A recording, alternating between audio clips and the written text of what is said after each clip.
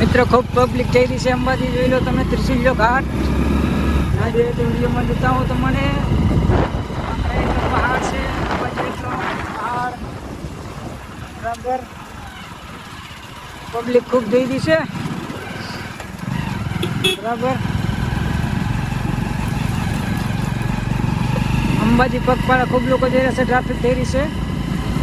Special એક રસ્તો બંધ કર્યો છે. એક રસ્તો સ્પેશિયલ પગપાળા જેવી પબ્લિક માટે છે બરાબર. આ બાજુ છે સરુણજી ઠાકોર જઈ રહ્યા. હા